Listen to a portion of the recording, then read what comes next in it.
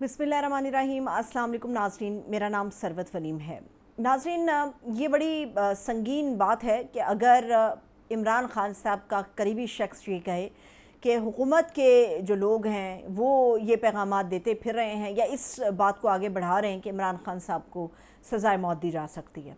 और जब इस किस्म की बातें उछलना शुरू हो जाएं तो इसका मतलब ये है कि सूरत हाल गंभीर है, सूरत हाल संगीन है। हमें ये बताया गया और मुख्तलिफ़ मोतबर ज़राए से ख़बरें आई कि इमरान ख़ान साहब के साथ बड़ी ही मोतबर शख्सियत की मुलाकात हुई है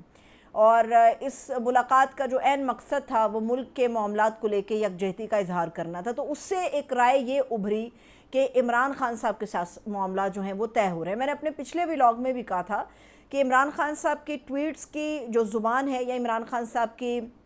बहनों के साथ मुलाकात के बाद जो इमरान ख़ान साहब का पैगाम बाहर आ रहा है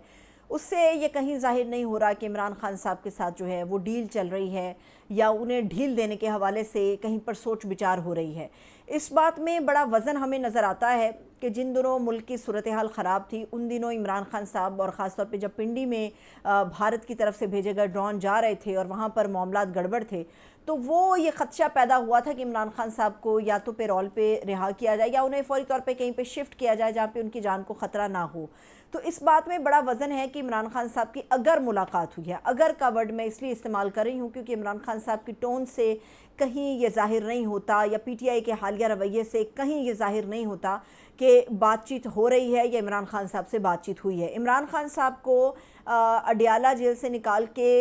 कुछ वक्त के लिए कहीं और महफूज मकाम पर मुंतकिल ज़रूर किया गया होगा और ऐन मुमकिन है कि अगर ये मुलाकात हुई है तो अडियाला जेल में तो एटलीस्ट बिल्कुल नहीं हुई क्योंकि वहाँ पर हर वक्त जो है वो सहाफ़ियों का तांता बंधा रहता है। इसलिए वहाँ पर ऐसी बातचीत होना या ऐसी मुलाकात होना जो है वो फ़िलहाल नामुमकिनात में से नज़र आता है। लेकिन इमरान ख़ान साहब के बारे में जब ये गुफ्तगू पीटीआई के अंदर से होने लगे कि इमरान ख़ान साहब को सज़ा दिलवाने के बारे में हतमी प्लान बना लिया गया है और कोशिश की जा रही है कि इमरान ख़ान साहब को जो मिलिट्री कोर्ट्स हैं वहाँ से सज़ाए मौत दिलवा दी जाए, ये सज़ा इमरान ख़ान साहब को सुनवा दी जाए, तो उसमें बड़ी ही संगीनी वाले एलिमेंट्स हमारे सामने मौजूद हैं। ये जो लोग कहते हैं या समझते हैं कि एक भुट्टो था अब नहीं है और लोग समझते शायद एक इमरान ख़ान है अब फिर नहीं होगा, हालात में ज़मीन आसमान का फ़र्क है, सूरत हाल में ज़मीन आसमान का फ़र्क है। और इमरान ख़ान साहब को तोड़ने के लिए जो उनके ऊपर सख्तियाँ की जा रही हैं, मुख्तलिफ़ हरबे आजमाए जा रहे हैं मगर इमरान ख़ान साहब टूट नहीं रहे, उसका ये साफ़ मकसद हमारे सामने आ रहा है कि इमरान ख़ान साहब को एटलीस्ट इस तरफ तो नहीं लेकर जाया जाएगा लेकिन किसी तरह खामोश कराकर राज़ी कराकर बाहर निकालने की तैयारी हो रही है। बहुत सारे ऐसे मोतबर ज़राए हैं जिनका ये ख़्याल है और जो अटल भी हैं अपनी ख़बर के ऊपर, अपने दावे के ऊपर कि बड़ी ईद इमरान ख़ान साहब जो हैं वो अपने अहलो अयाल के साथ करेंगे। अब इमरान ख़ान साहब के केसेस भी अदालतों में लग रहे हैं, सूरत हाल कंट्रोल में भी आती हुई नज़र आ रही है, मेल मुलाकातें भी हो रही हैं। तो इमरान ख़ान साहब ने जो उसूल अपना लिया हुआ था और एक अपना स्टैंड लिया हुआ था कि भाई मैं कानूनी तरीके से रिहा होकर बाहर आऊँगा, किसी डील के नतीजे में नहीं बल्कि सुरखरू होकर आऊँगा और इन बोगस केसेस को अपने ऊपर से ख़त्म करा के आऊँगा, तो उसमें वज़न हमें नज़र आता है कि ऐन मुमकिन है ये हो जाए। लेकिन सलमान अकरम राजा साहब जब ये बात करें कि हुकूमत के जो हैं वो नकारची ये बता रहे हैं कि फ़ौजी अदालत से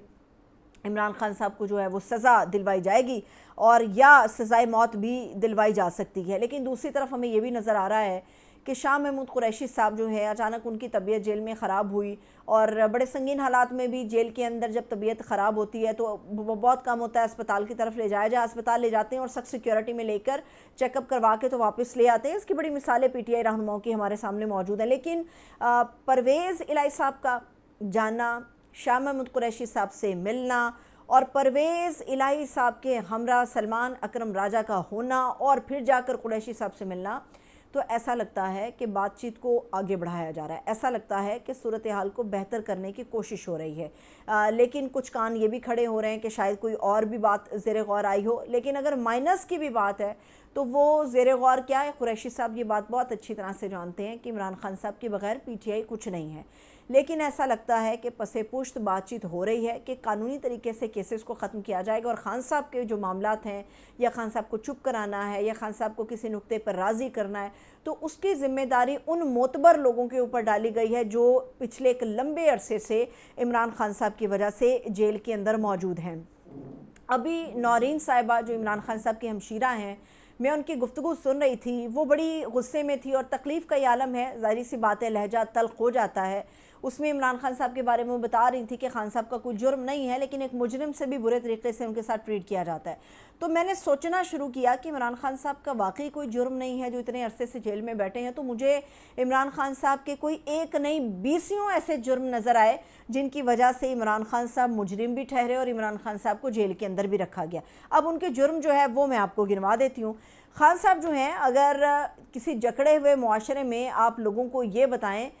کہ کوئی ایسا معاملہ، یہ پیغام ان کے دلوں میں اتار دیں، ان کے خون میں رچ بس جائے، تو ایسے شخص کو مجرم ہی سمجھا جاتا ہے۔ عمران خان صاحب نے یہی کیا کہ جکڑے ہوئے معاشرے میں لوگوں کے دلوں میں یہ ڈال دیا کہ تم لوگ غلام نہیں ہو۔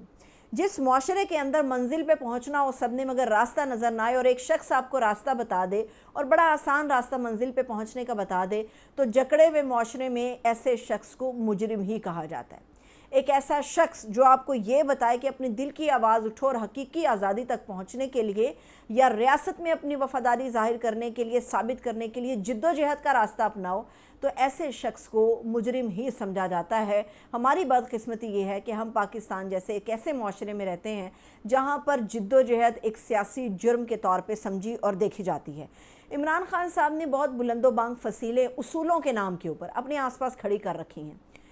جنہیں کوئی توڑنے کی کوشش کرتا ہے تو عمران خان صاحب اسے منہ پھیر لیتے ہیں، اور عمران خان صاحب ان فصیلوں کو ہر گزرتے دن مزید مضبوط کر رہے ہیں اور مزید اونچا کر رہے ہیں۔